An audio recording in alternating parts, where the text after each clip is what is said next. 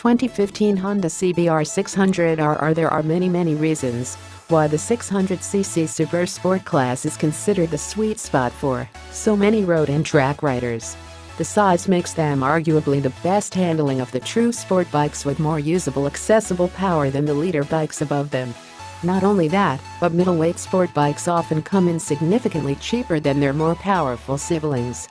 For example, the 185 kg 2015 Honda Cbr600Rr is 27 kg, 10% lighter than the 1000Rr, and the wheelbase is 40 mm shorter at 1370 mm, making it more nimble. It's also $3,500 cheaper.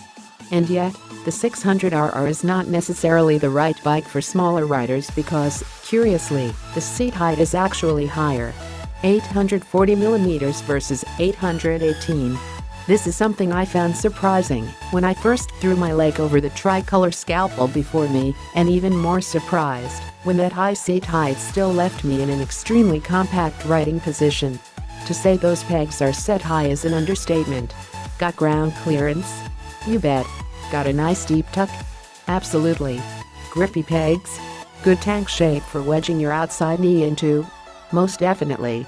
This one gets Honda's linked ABS system, which boosts weight a little to 193 kilograms, and which helps maximize stopping efficiency in most situations, especially in low grip scenarios. The innovative combined system is a brake-by-wire system, yet still gives decent feedback through the front lever. It also means newer riders with a tendency to overuse the rear brake won't be sacrificing as much stopping power. Innovative or not, I recommend saving $1,000 and 8 kilograms by getting the $12,999 non-ABS model instead, even if the brake calipers aren't the same sexy gold color. The combined system doesn't feel natural enough. Besides, I only like ABS when it can be switched off, which this one couldn't be. Why? Because sometimes I aim to misbehave. Luckily, the engine is a more willing partner in my debauchery. I've ridden the Cbr600Rr briefly on a racetrack, though I spent more time that week getting the best out of the 2015 Honda Cbr600Rr, and even there the 100-odd horsepower and 45 pounds-foot of torque felt more than adequate. Those figures are only rough estimates, however, as Honda and the rest of the Big Four seem to feel that we the people are not to be trusted with such information. But peak power really doesn't tell the story anyway. What you need to know is that the 600cc inline 4 spools up toward its 15,000 RPM redline with an eager, efficient violence that would make Ronda Rousey proud. The high-pitched whine floods out from the underseat exhaust in a one-bike mission to teach entire cities about the Doppler effect. If you're throttling up from low in the rev range, the power comes on with a smoothness that lulls you into a false sense of security. There's a steady build that, if you're smart, reminds you to get your weight forward before the needle climbs too high. But, because the bulk of the power isn't really available till 7,500 RPM, about half through the rev range, you'll go from "oh, this is okay" to "oh no, I've bitten off far too much" to "chew lickety-split." Easy fix.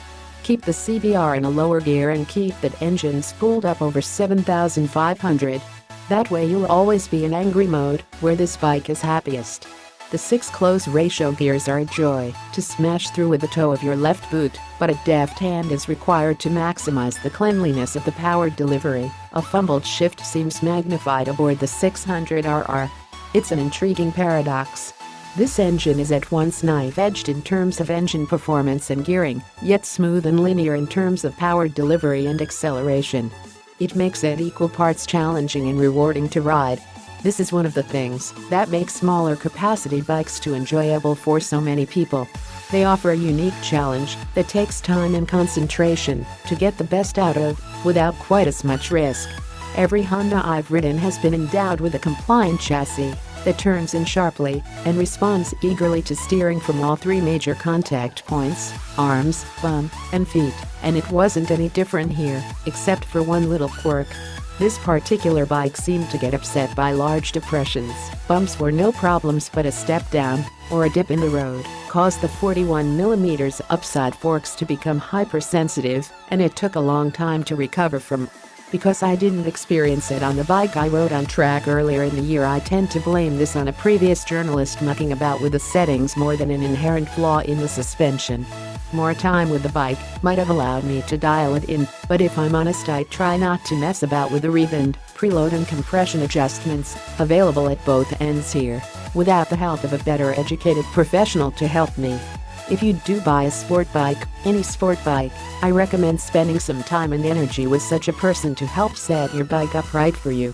The difference between stock and bespoke setups is transformative. Having said that, the difference between stock and I'll try this could be transformative for your face, so please do consult someone who knows their stuff. If you do, you will find the Honda Cbr600Rr shrinks around your body and becomes a natural extension of you. The just right sizing gives it a confidence-inspiring agility that makes short work of any regular corner and provides enough capability for you to thoroughly explore your limits and beyond on a track day. You'll look like a star doing it too. Of all the Japanese 600s, the CBR is the one that most appeals to me aesthetically, especially in the traditional Honda tricolor palette. The splash of carbon fiber around the engine and the indented Honda badge on the airbox cover only accentuate the sharp lines and well-balanced styling. You have to expect that a bike with this pedigree and reputation would bring curb appeal to match. The Cbr600Rr is more than a contender. It's one of the stars of the sport, a headline act that draws even mainstream fans to its ringside seats.